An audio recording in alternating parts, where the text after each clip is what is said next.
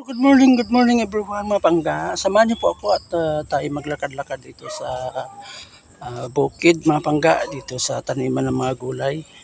Ito po oh, ganito ang mga sitwasyon ngayon sa amin mga pangga sa probinsya at although magdamag nag-uulan kaya ganito ang nangyari sa area ng taniman ng gulay. Ay binaha pala dito oh. Binaha. Ayun oh. Yun, malakas ang ulan kaya nagkaganito ang mga gulay, mga pangga. Ito gaya ng mga okra. Ayun po. Tapos ito naman sa kabila ay kamuting baging ito. Yan, kamuting baging.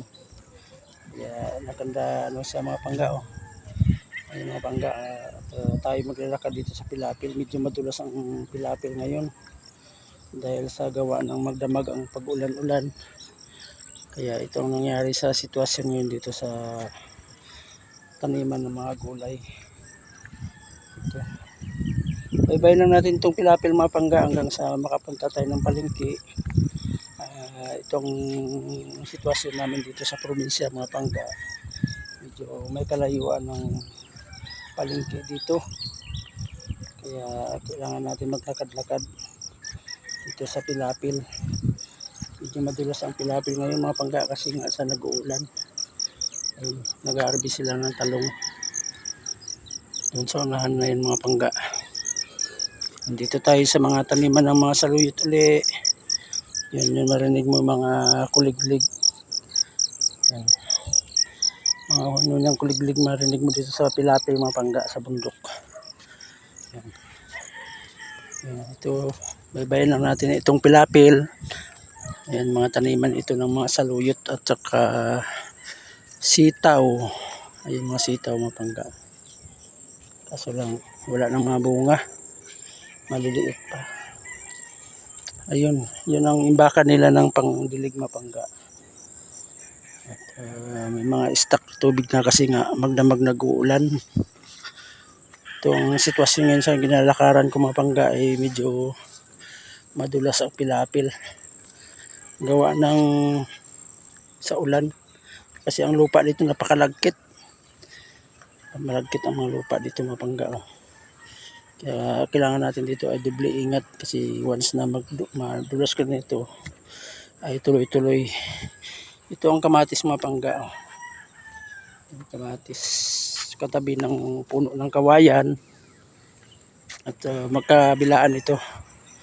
Ito ang saluyot. Ayun. Ito mga pangga. Oh. Yan, ang daming bulaklak ng ano, ng bayabas. Ito, talbos ng kamuti. Ito ang tinatawag nilang kamuti baging na ang laman nito ay kulay pula. May pagka-pusya mga pangga na ang kanyang laman pag nawala kalaman ito, itong kamuti na ito. Yun, dito na tayo mga pangga, malapit-lapit na tayo sa kabilang Pilapil papuntang palengke. Ito may daanan tayo dito, bahay na bahay. Nakagitna itong bahay na itong mapangga. Dito lang ito sa pinakagitna, nag-iisang bahay. Yun, madulas. Kailangan natin magdubling ingat sa paglalakad kaya sobrang dulas ng ano, ang daanan gawa sa ulan.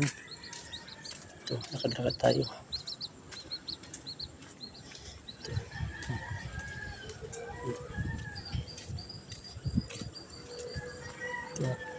Malapit na tayo sa kambingan mga pangga. Maraming kambing oh. Yan. Mga kambing. Mee. Yan ang kambing mga pangga.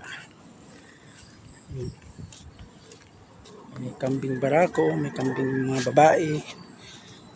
Ito ang mga ransuhan ng kambing. At saka kalabaw. May nag-alaga sila ng kalabaw dito at saka kambing. Sige, bye-bye lang natin itong Pilapil mga pangga at ng dun banda sa pinakadulo na yun mga didiin na yan. Ay dun tayo mag-exit papuntang palengke na. Dun tawid natin ito ay kalsada na sa palengke. Yan. Didiretso lang tayo mapangga. May mga tubig na yung daanan mapangga. Oh. Yan, ito lang. Yung napakalawak pa dito mga area mapangga. Oh. Taniman ng mga tubig. At saka dun sa unana yun. Unti-unti na rin sila papatayo ng building. Ito may tubig mapangga. No choice tayo kundi lumusong dito sa tubig. Me. Ito mapangga. Malalim ang tubig. Kailangan doble ingat tayo. Mimi! Kailangan doble ingat.